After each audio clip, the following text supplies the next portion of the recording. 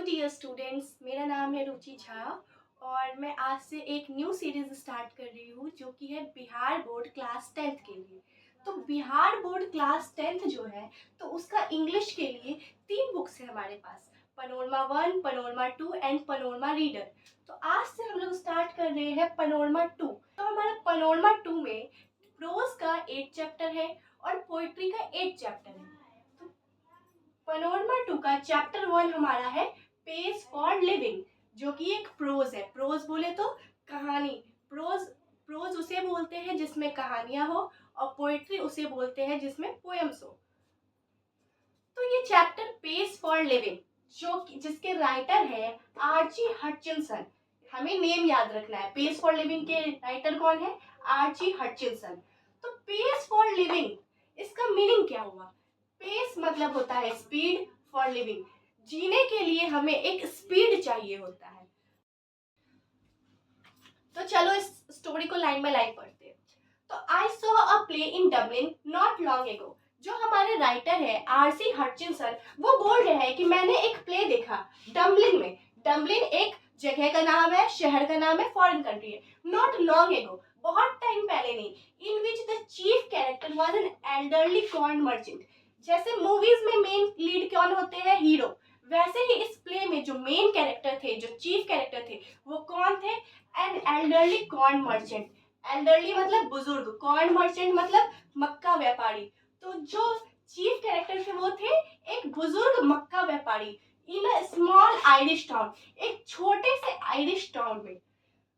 Man of many anxieties.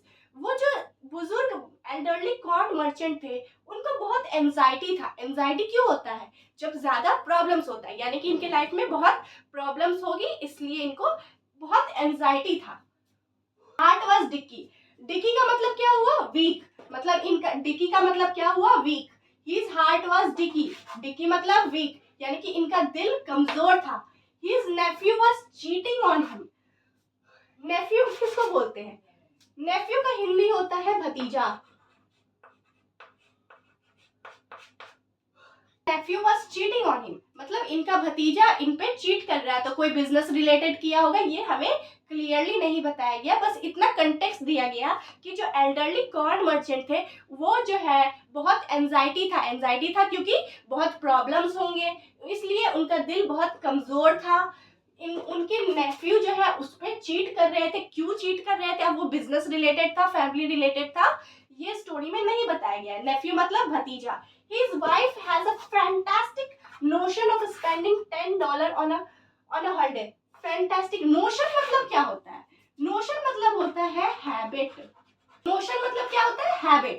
तो his wife has a fantastic notion. Fantastic मतलब बहुत ही कमाल का एक हैबिट था। ये सरकास्टिक वे में बोला जा रहा है, जो ताना मार के नहीं बोलते कि हैज अ फैंटास्टिक नोशन। उनका एक बिहेवियर था, हैबिट था ऑफ स्पेंडिंग $10। $1 कितना होता है? लगभग 80 रुपीज होता है। तो $10 यानी कि 800 रुपए ऑन अ हॉलीडे। मतलब उनकी वाइफ को पैसे खर्च करने की आदत थी। जब भी हॉलीडे हो तो वो कितना खर्च करती थी? $10। The pace of life was getting too much for him.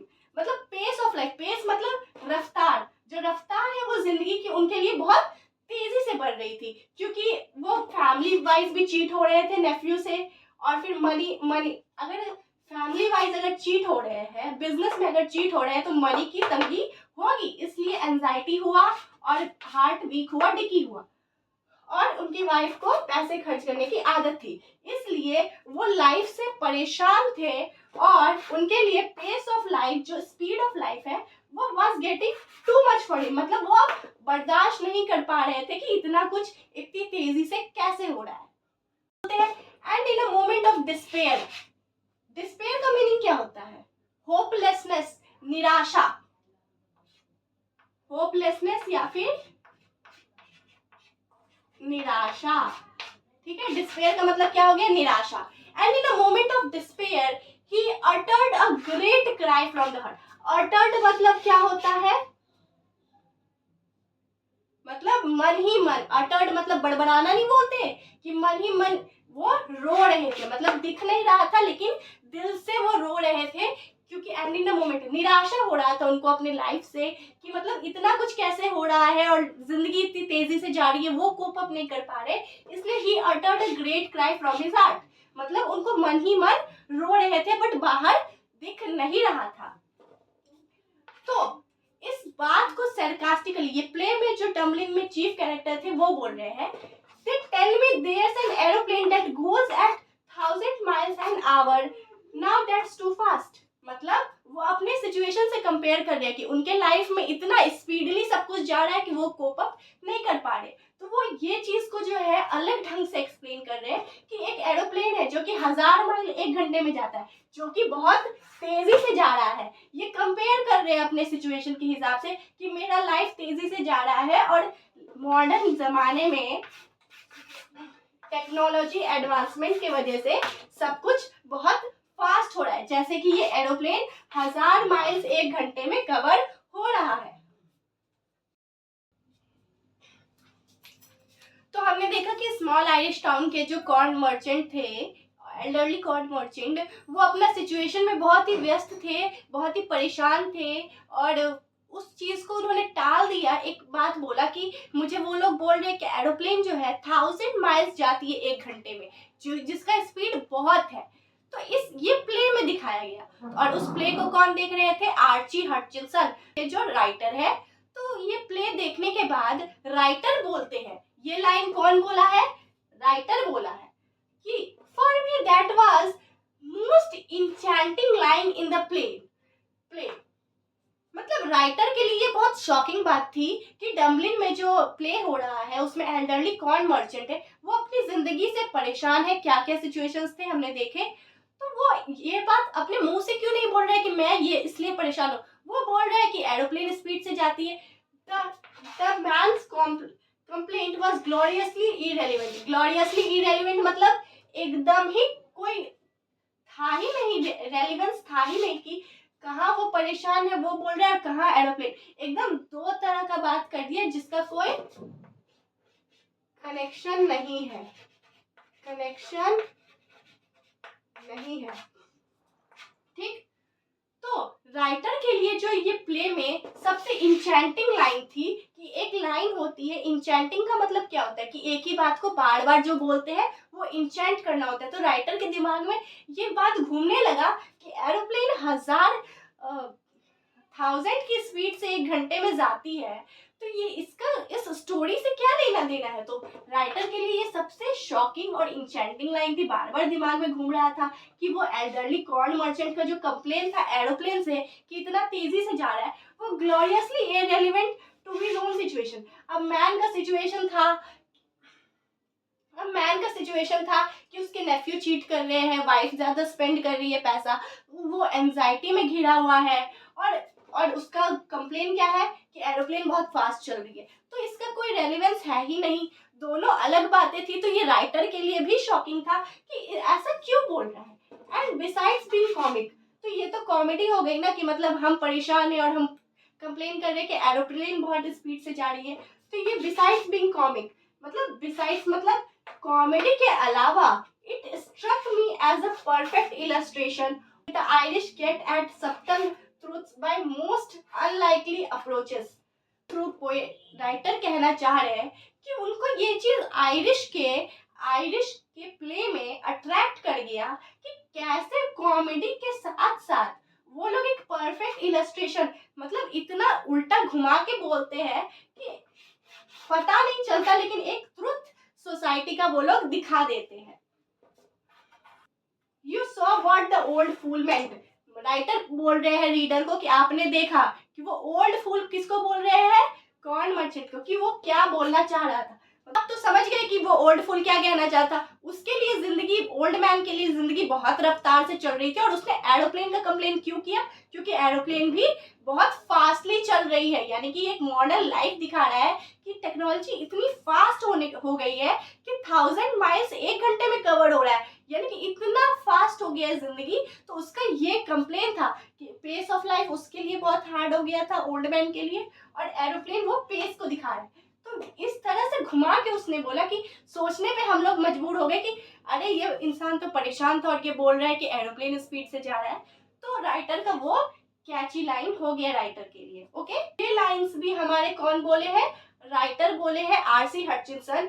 Not that I have any dislike of rapid movement myself, कि मुझे जो है कोई मुझे प्रॉब्लम नहीं है कि टेक्नोलॉजी आगे तेजी से बढ़ रही है, मुझे तो इसके फायदे हो रहे हैं। I enjoying going car at 90 miles an hour, मतलब मुझे जो है लॉन्ग ड्राइव पे मजा आता है, 90 माइल्स 1 घंटे में ही कवर हो जाता है। तो एक स्पीड जो टेक्नोलॉजी, कार क्या है, एक टेक्नोलॉजी ही है, मॉडर्न टेक्नोलॉजी ही है, तो मुझे इससे फायदा हो रहा है और मैं इंजॉय कर रहा हूँ, तो मुझे तो कंप्लेन नहीं है कि लाइफ बहुत फास्ट जा रही है। So long as I am driving and so long it is not my car. इसमें क्या है कि मैं ड्राइव कर रहा हूँ और वो मेरी कार ना हो, मतलब पैसे बचा रहा है। I adore the machines that hardly about the Battersea, मतलब वो वैसे मशीन्स को जो है, बैटरसी ये कोई जगह है, सी है, पता नहीं क्या है, तो बैटरसी वो वैसे मशीन्स को अडोर कर रहे हैं जो बैटरसी तक चले जाए, जैसे कि मोटर बोट, फिर कार, अगर सी शोर तक जाना हो तो कार, तो वो ऐसे चीजों को अडोर कर रहे हैं। मतलब इन शॉर्ट राइटर को जो है मॉडर्न जमाने से और मॉडर्न टेक्नोलॉजी से कोई प्रॉब्लम नहीं है, उनको स्पीड पसंद है, मॉडर्न टेक्नोलॉजी और मॉडर्न एरा या फिर मॉडर्न डेज से उनको प्रॉब्लम नहीं है, क्योंकि वो लॉन्ग ड्राइव इंजॉय करते हैं, बेटर सी में वो जा सकते हैं, घूम सकते हैं। ये किसकी देन है, टेक्नोलॉजी की ही देन है, कार, मोटर बोट। आगे बोलते हैं ऑथर कौन, आरसी हटचिंसन, ये बोलते हैं to dine in London, dine का मतलब डिनर मतलब खाना, कि dine in London and lunch in New York, मतलब बोलते हैं ना सुबह से दिल्ली शाम से जलंधर, तो वैसे ही वो एक फ्रेज में बोल रहे हैं कि डिनर हमने लंदन में किया, दूसरे ही दिन लंच हमने न्यूयॉर्क में कर लिया। यानी कि लंदन से न्यूयॉर्क इतना इजी हो गया है हमारे लिए ट्रैवलिंग, किसके वजह से, टेक्नोलॉजी की वजह से, फ्लाइट की वजह से। एरोप्लेन किसका पार्ट है, टेक्नोलॉजी का। तो वही वो टेक्नोलॉजी का जो है अच्छा एक एग्जाम्पल दे रहे कि देखो टेक्नोलॉजी कितना अच्छा हुआ कि हम लोग डिनर लंदन में कर रहे हैं और दूसरे दिन लंच न्यूयॉर्क में कर रहे हैं। इसका मतलब क्या है, बहुत फास्ट ट्रैवल कर सकते हैं।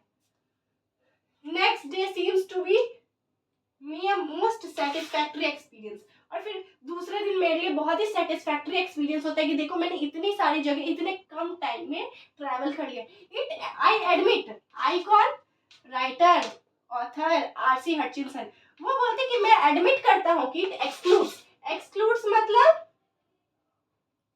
वंचित रह जाना, छूट जाता है। All the real pleasures of travel, the sort of fun you get from a country bus in अ सॉम्सन और स्पेन, मतलब कि हमने प्लेन से ट्रैवल कर लिया और मतलब बहुत जल्दी हम चले गए, मॉडर्न टेक्नोलॉजी का यूज करके हमने टाइम बचा लिया, लेकिन वो एक एडमिट भी करते हैं कि हाँ ठीक है समय इतनी तेजी रफ्तार से जा रहा है, हम लोग सब कुछ इतना फास्ट करें कि जो रियल प्लेजर होता है कंट्री बस से जाना, ट्रेन से जाना, एक जर्नी देखते हुए जाते हैं, हम रास्ता देखते हुए जाते हैं, वो फन जो वो रियल प्लेजर मिलता है कि हम आराम आराम से जा रहे हैं, विंडो सीट से देख रहे हैं कि देखो ये जा रहा है वो जा रहा है, तो वो चीज से हम लोग एक्सक्लूड हो जाते हैं, वो चीज हमारा छूट जाता है। तो यही है, तो वो शुरू में बताते हैं फायदे, फिर नुकसान भी बताते हैं, हर चीज के फायदे भी होते हैं, नुकसान भी होते हैं। तो मॉडर्न डेज का जो स्पीड से जा रहा है, तो एक हमें टाइम की बचत तो हो रही है, बट जो रियल प्लेजर, रियल एक्सपीरियंस जो होता है वो हमारा क्या हो रहा है, छूट रहा है। It was a sort of excitement our ancestors had to do without, had to do मतलब उनको ये एक्साइटमेंट लेना पड़ता था, उनके पास ऑप्शन ही नहीं था कि हम लोग अरे एरोप्लेन से भी जा सकते हैं, उनके पास बस का ही ऑप्शन था, तो वो ये रियल प्लेजर उनको मिल ही जाता था, उनके पास कोई अदर ऑप्शन नहीं था। And we might just accept it gracefully, और हमें ये सब ग्रेसफुली एक्सेप्ट कर लेना चाहिए कि अगर टेक्नोलॉजी जो एडवांस हुई है, जो ये एक पेस, एक स्पीड लाइफ ने पकड़ा है, वो एक्सेप्ट हमें ग्रेसफुली कर लेना चाहिए, क्योंकि ये हमारे फायदे की है, हमारे पास ऑप्शन है। अगर आपको जिंदगी की स्पीड से दिक्कत है, आपको प्लेन से दिक्कत है, तो आप बस में जाओ, आपके पास ये ऑप्शन है। लेकिन हमारे एंसेस्टर्स के पास क्या नहीं था, ऑप्शन नहीं था। Where the speed becomes something unfriendly to me is where the mental activities of our time tend, मतलब राइटर जो है आरसी हटचिंसन ऑथर, उनको स्पीड से प्रॉब्लम नहीं है, लेकिन उनके लिए स्पीड जो है अनफ्रेंडली कहाँ पे हो जाता है, जब वो मेंटली बात आती है, यानी कि सोचने में जब बात आती है तो ऑथर के लिए ये अनफ्रेंडली हो जाता है कि इतना फास्ट फास्ट वो मशीन की तरह नहीं सोच सकते हैं, एज दे नेचुरली डू। अगर कोई मेंटल एक्टिविटीज हो या सोचने की बात हो तो उनके लिए, राइटर के लिए ये अनफ्रेंडली चीज हो जाती है। वो ऐसा मानते हैं कि हमें आराम से सोचूं, धीरे धीरे सोचूं, ऐसे फास्ट फास्ट सोचने वाला चीज उनके लिए अनफ्रेंडली हो जाती है। तो अब इस लाइन में ऑथर आई कौन, RC Hutchinson, writer. I speak with prejudice, prejudice मतलब कि मैंने पहले से सोच रखा है, मतलब अपनी मान्यताओं के हिसाब से मैं बोल रहा हूँ कि I belong to the tribe of, tribe मतलब ग्रुप ऑफ स्लो थिंकर्स। बताओ, इतने बड़े ऑथर, राइटर बोल रहे हैं, इतना सारे स्टोरी उन्होंने लिखा है और वो बोल रहे हैं कि मैं स्लो थिंकर कैटेगरी से हूँ, ठीक है। Those who are cursed with I speed D-I-S-L-E-R, इसका मीनिंग क्या हुआ, इसका मीनिंग नीचे है, बताऊंगी मैं।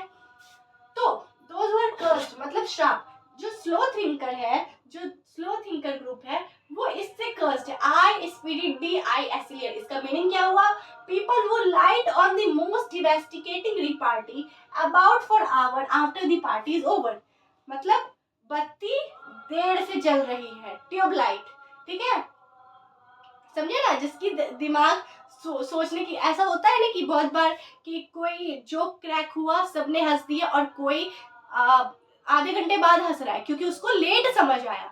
तो ये स्लो थिंकर ये नहीं बोल रहे कि कोई मंद बुद्धि है कि कुछ समझ नहीं आ रहा है, स्लो थिंकर मतलब धीरे धीरे सोच रहे हैं, समझ रहे, ओ अच्छा ये जोक था, अच्छा हंसना था, ऐसा वाला। तो राइटर अपने आप को ट्यूबलाइट वाले कैटेगरी, स्लो थिंकर कैटेगरी से बोल रहे हैं कि मैं वही हूँ जो लोगों को कर्ज मिलता है कि हमारी लाइट देर से जलती है, कि पार्टी में सब कुछ ओवर हो गया, सारी बातें हो गई, जोक्स हो गया और हम क्या हुए, लेट हंसे, हमें लेट समझ आया। वो इस स्लो थिंकिंग कैटेगरी से राइटर अपने आप को बता रहे हैं कि उनको टेक्नोलॉजी की स्पीड से दिक्कत नहीं है, दिमाग सोचने वाली जो सबकी स्पीड जा रही है दिमाग की, उससे दिक्कत है, क्योंकि वो एक स्लो थिंकर है, उनको धीरे धीरे समझ आ रहा है, तो उनको टाइम लग रहा है और सब तेज रफ्तार से जा रहे हैं। तो राइटर ये अपने बारे में बता रहे हैं, ओके। क्या बोलते हैं, I am the one of those who are guaranteed to get lowest marks in any intelligence test, मतलब राइटर अपने आप को इतना स्लोएस्ट थिंकर बोल रहे हैं कि मैं गारंटी, मेरी गारंटी है कि मैं वही हूँ जो लोएस्ट, अगर कोई आईक्यू का इंटेलिजेंस टेस्ट हुआ तो मैं सबसे लोएस्ट, सबसे कम मार्क्स होगा, क्योंकि मेरा स्लो थिंकिंग है, because those tests or all the ones I have come across, क्योंकि जो इंटेलिजेंस टेस्ट होते हैं या फिर जो राइटर ने अपनी जिंदगी में अभी तक इंटेलिजेंस टेस्ट देखे हैं, to be designed to measure the speed of your mind more than anything else.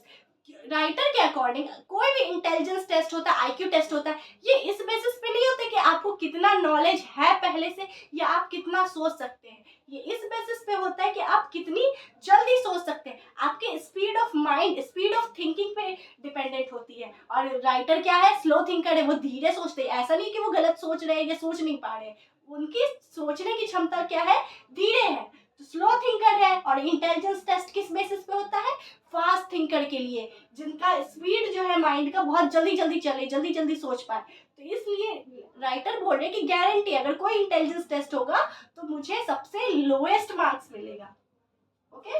अब राइटर क्या बोल रहे हैं, obviously we slow thinkers are terribly handicapped in the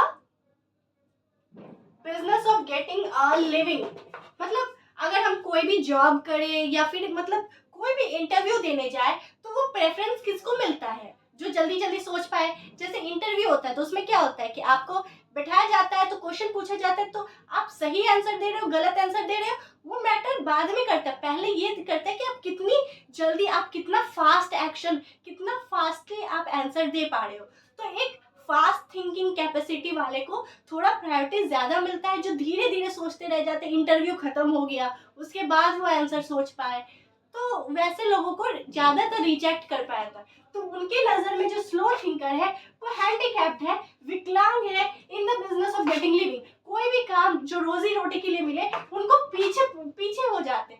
लेकिन but what I am thinking, आई कौन, writer, of one's mind as it's used for enjoyment. मतलब ठीक है, लिविंग के लिए जो है फास्ट थिंकर वाले को होता है, लेकिन जो जल्दी जल्दी सोच पाते हैं वो ज्यादा स्टेबल नहीं रह पाते और ज्यादा इंजॉय नहीं कर पाते। मैं नहीं, अकॉर्डिंग टू दी राइटर। ठीक है, अब ये इंटरेस्टिंग है, ये इस चैप्टर का लास्ट पैराग्राफ है जिसमें वो एग्जाम्पल दे रहे हैं कि ठीक है, अपना एग्जाम्पल दे रहे हैं कि हम कितने धीरे सोचते हैं। कि as an example when I go to the cinema, जब ऑथर राइटर आरसी हटचिंसन जब सिनेमा में जाते हैं, I find myself in a hopelessness fog. मेरे आगे पीछे ऐसे धुआं धुआं हो जाता है, मतलब कुछ समझ नहीं आ रहा होता है। And after 2-3 minutes I have to turn to my wife for enlightenment. मतलब मूवी देख रहे हैं और 2-3 मिनट बाद वो भूल जाते हैं कि क्या चल रहा है, और इनलाइटमेंट मतलब अपनी बीवी वाइफ के पास उनको पूछने के लिए जाना पड़ता है कि ये मूवी में ये कौन सा सीन चल रहा है। I whisper, is this the same girl as the one we saw in the beginning. Whisper मतलब फुसफुसाते। सिनेमा हॉल में ऑफ कोर्स आप लोग जोर से नहीं बोल सकते ताकि दूसरे लोगों को डिस्टर्ब हो जाता है मूवी का डायलॉग सुनने में, इसलिए आई विस्पर। विस्पर मतलब फुसफुसाना, कान में धीरे से बोलना, ठीक है। Whisper, I whisper, is this the same girl as the one we saw in the beginning. मतलब राइटर पूछते हैं अपनी वाइफ से कि क्या ये वही लड़की है जो अभी जो सीन में है, वो स्टार्टिंग में जो लड़की थी, या क्या ये वही लड़की है। क्योंकि ऑथर जो है आरसी हटचिंसन, उनको इतना स्लो थिंकिंग है कि वो याद ही नहीं कर पाते, समझ ही नहीं कर पाते कि इस सीन में कौन थी, उस सीन में कौन थी। तो वो अपने वाइफ से पूछते हैं, is this the same girl, मतलब हमने जिसको फर्स्ट सीन में देखा था, क्या ये वही लड़की है। एंड शी विस्पर्स बैक, मतलब वाइफ भी फिर वापस में जवाब देती है धीरे से, no there are 3 girls in the film. नहीं, ये वो लड़की नहीं है जो फर्स्ट सीन में आई थी, क्योंकि इस मूवी में 3 लड़की है। अ टॉल ब्लॉन्ड, ब्लॉन्ड क्या होते हैं, जिनके बाल ब्लॉन्ड, जिनके बाल गोल्डन टाइप की नहीं होती, ब्लॉन्ड, वो हो गई। एक लंबी लड़की है जिसके बाल ब्लॉन्ड है। अ शॉर्ट ब्लॉन्ड, एक नाटी लड़की है जिसके बाल ब्लॉन्ड है। And a medium size brunette, brunette क्या हुआ, जिसके बाल ब्लैक होते हैं, जैसे हम लोग ब्रूनेट ही कहलाएंगे। तो एक मीडियम साइज की है जो कि एक ब्रूनेट है जिसके बाल ब्लैक है। तो राइटर अपने आप को इतना स्लो थिंकिंग करते हैं कि मूवी देखने में 2-3 मिनट में उनको 2-3 मिनट तक कुछ समझ नहीं आता, और वो अपनी वाइफ के पास जाके पूछते हैं, क्या ये वही लड़की, is this the same girl जिसको हमने फर्स्ट सीन में देखा था। और वाइफ भी बोलती है, नहीं, ये वो लड़की नहीं है, उस सीन में कोई और थी। तो वो समझ जाती है कि ये इसका दिमाग इतना स्लो है, तो हमको इसको अच्छे से समझाना पड़ेगा। तो वाइफ ऑथर को अच्छे से समझाती है कि देखो, इस मूवी में 3 गर्ल्स हैं, जो कि एक टॉल गर्ल है, एक शॉर्ट ब्लॉन्ड गर्ल है, और एक मीडियम साइज ब्रूनेट है। ब्रूनेट कौन होती है, जिसके बाल ब्लैक होते हैं। ओके, अब वाइफ चिड़ी हुई है, हम मूवी देखने आए हैं और हम इसको समझा रहे हैं। तो वो जैसे मैथ्स नहीं होता, LHS = RHS हेंस प्रूव्ड, वैसे प्रूव करके अपने हस्बैंड को बताती है। ये थोड़ा फनी वे में राइटर अपना एक्सपीरियंस शेयर कर रहा है, एग्जाम्पल शेयर कर रहा है कि वो इतना स्लो थिंकर है कि उसकी वाइफ उसके लिए एक इनलाइटमेंट है, क्योंकि उसकी वाइफ क्या है, एक फास्ट थिंकर है। तो बोलता है क्या कि वाइफ से जब वो पूछा तो वो बताए कि वो 3 गर्ल्स है। ये स्टेटमेंट वाइफ ही बोल रही है, कॉल देम ABC, कि मूवी जो तुम देख रहे हो इसमें 3 लड़की है, और तीनों का नाम, तीनों को मान लो, लेट इट बी, एक्स बोलते हैं ना वैसे ही, let it be A, B and C. Hero is that man who takes his hat off when he comes indoor. अब वाइफ समझ गई है कि जब ये लड़की को नहीं पहचान पा रहा तो ये हीरो कैसे पहचानेगा कि इतने बॉयज में से हीरो कौन है। तो वाइफ एक सरकास्टिकली बोलती है कि देखो, मूवी में जो है ना, हीरो वही है जो घर के अंदर घुसते ही अपना हैट नीचे उतार देता है, वही हीरो है। तो हीरो का एक सिग्नेचर हो जाता है कि हीरो जैसे ही घर के अंदर घुसा अपना हैट ऑफ कर देता है, हैट नीचे रख देता है। तो ये हीरो की पहचान हो गई कि कोई भी लड़का अंदर घुस रहा है और अंदर घुसने के बाद अपना हैट साइड में रख रहा है, तो वो कौन हो गया, हीरो हो गया। और हीरोइन कौन है, 3 हीरोइन है, जिसको ऑर्डर ले लो ABC। He is going to fall in love with girls BCA in that order. मतलब जो हीरो है वो तीनों गर्ल्स के लिए फॉल करने वाला है। कौन से ऑर्डर में, BCA, पहले B के साथ होगा, फिर C के साथ होगा, फिर A के साथ होगा, इसी ऑर्डर में। And so it proves to be, मतलब वाइफ मूवी को जो है एक मैथमेटिक कैलकुलेशन की तरह प्रूफ कर दी कि यही है स्टोरी, इस तरह ये प्रूफ हो गया, अब तुम चुपचाप देखो।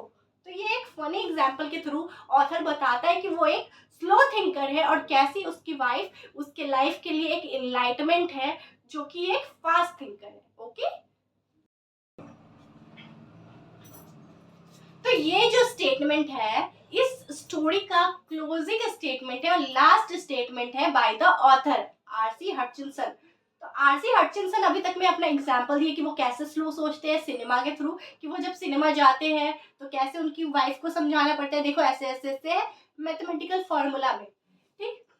There you have a mind which has trained itself to work in high gear, though as a matter of fact that can work in another gear just as well। मतलब कहना चाहते हैं कि उनकी वाइफ जैसे है या फिर सिनेमा में और भी लोग जैसे, जैसे एक्शन का सीक्वेंस आया, जैसे रोमांस का सीक्वेंस आया, जैसे फियर का सीक्वेंस आया, कोई भी सीक्वेंस आया, लोग तुरंत उस इमोशन को कैच कर लेते हैं। बट ऑथर के लिए ये इमोशन कैच करना मुश्किल हो जाता है। क्यों हो जाता है? क्योंकि वो एक स्लो थिंकिंग है। बट ये वो भी कहना चाहते हैं ऑथर कि जो ये माइंड है वो कोई भी गियर पकड़ सकते हैं। जैसे गाड़ी में हम लोग बहुत स्पीड चेंज कर सकते हैं, वैसे बहुत गियर चेंज हो सकता है। तो अगर कोई ये जल्दी जल्दी सोच रहा है वो अपना गियर चेंज करके स्लो थिंकिंग में भी आ सकता है। But because those who are not able to think fast in the high street nowadays may not get another chance in this world। But वो ये कहना चाहते हैं कि जो अगर फास्टली नहीं सोच रहा है इस वर्ल्ड में उसको दूसरा चांस नहीं मिलता। इस लाइफ में एक ही चांस मिलता है जिसमें हमें फास्ट सोचना पड़ता है और टाइम के साथ स्पीड के साथ चलना होता है। सब कुछ ऐसे एक स्लो थिंकर की जिंदगी आप नहीं जी सकते क्योंकि इस वर्ल्ड में आपको सेकेंड चांस नहीं मिलता। ओके, तो देखो ये एक सिंपल सी स्टोरी थी, उतनी टफ नहीं है जितना बोला जाता है। तो ये हमारी स्टोरी क्या थी? पेस फॉर लिविंग, जिसके राइटर कौन है? आरसी हटचिंसन। ये याद रखना है, ये पेस फॉर लिविंग है जिसके राइटर कौन है? आरसी हटचिंसन। तो ये स्टोरी बहुत सिंपल था कि जो हमारे ऑथर है वो डम्बलिन में गए, एक प्ले देखे जिसका चीफ कैरेक्टर, मेन कैरेक्टर कौन था? एल्डरली कॉर्न मर्चेंट था, बुजुर्ग मक्का व्यापारी एल्डरली कॉर्न मर्चेंट था, जिसको लाइफ में बहुत प्रॉब्लम था, एंजाइटी था। उनके नेफ्यू भतीजे ने उसको चीट किया था। आई थिंक बिजनेस रिलेटेड ही होगा, इसलिए मनी वाइज भी दिखाया गया कि और एक तो पैसे की तंगी और उनकी वाइफ को $10 एक हॉलीडे में स्पेंड करने की आदत थी। तो वो इस वजह से बहुत एंजाइटी में थे, उनका हार्ट टिकी था, वीक हार्ट था। तो बस, और इस बात को वो एल्डरली कॉर्न मर्चेंट मुंह से ना बोल के ऐसे बोला कि ये एरोप्लेन, वो लोग बोल रहे हैं कि ये एरोप्लेन 1000 माइल्स की स्पीड से जा रहा है, मतलब बहुत फास्ट जा रहा है। तो वो जो प्ले में जो कॉर्न मर्चेंट था वो इस तरह से बोलना चाह रहा है कि लाइफ बहुत फास्ट जा रहा है और हम लोग, मैं उसके साथ नहीं कोप अप कर पा रहा हूँ। तो वो एल्डरली कॉर्न मर्चेंट वाला पार्ट वही खत्म हो गया। उसके बाद ऑथर अपनी कहानी बताने लगा कि वो एक स्लो थिंकर है, उनको इस मॉडर्न टेक्नोलॉजी से प्रॉब्लम नहीं है क्योंकि कार है, मोटर बोट है, तो उनके लिए ट्रैवलिंग इजी कर दिया। जैसे dinner in New York, dinner in London and lunch in New York. तो मतलब ट्रैवलिंग स्पीड कम कर दिया, वो प्लेन से कहीं भी आ जा सकते हैं, लॉन्ग ड्राइव कर सकते हैं। तो एक टेक्नोलॉजी का यूज, तो राइटर के लिए जो है, हमारे ऑथर के लिए, आरसी हटचिंसन के लिए, ये सब कुछ मॉडर्न टेक्नोलॉजी, जो टेक्नोलॉजी का स्पीड है उनसे इनको प्रॉब्लम नहीं था। बट जो माइंड का जो फास्ट थिंकर और स्लो थिंकर है उनसे उनको प्रॉब्लम था। तो ऑथर बोलते हैं कि वो एक स्लो थिंकर टाइप से आते हैं जिसको सोचने समझने में टाइम लगता है, जिसका एग्जाम्पल उन्होंने मूवी के थ्रू दिया कि उनको मूवी में सीन्स समझ नहीं आते कि कौन सी गर्ल कब आई, और वो अपनी वाइफ से पूछते हैं जो कि एक फास्ट थिंकर है। तो वाइफ उनको mathematical formula ABC through hence proved करके समझा देती है। और फिर वो बोलते हैं कि लाइफ में जो है एक गियर चेंज हो सकता है माइंड का, बट ह्यूमन बीइंग जो है हम लोग चूज करते हैं फास्ट थिंकिंग क्योंकि इस वर्ल्ड में दूसरा चांस नहीं मिलता है। बस ओवरऑल ये स्टोरी इसी बारे में थी। ओके, देखो हमने लाइन टू लाइन इस स्टोरी को कवर कर लिया, एक एक लाइन बुक्स का हमने स्टोरी को कवर कर लिया, जिससे कि हमें स्टोरी भी पता चल गई। अगर एग्जाम में क्वेश्चंस आएंगे कि ये डायलॉग किसने बोले, ये स्टेटमेंट कौन से चैप्टर से है, तो वो भी हमें समझ आ गया। तो ओवरऑल हमने इस चैप्टर को कंप्लीट कर लिया। अब हम लोग इसके एक्सरसाइजेस करेंगे जिसमें क्वेश्चन आंसर भी है और कुछ ऑब्जेक्टिव्स भी है, ताकि ये चैप्टर फुल्ली डन हो जाए. Okay, in the next video. Thank you.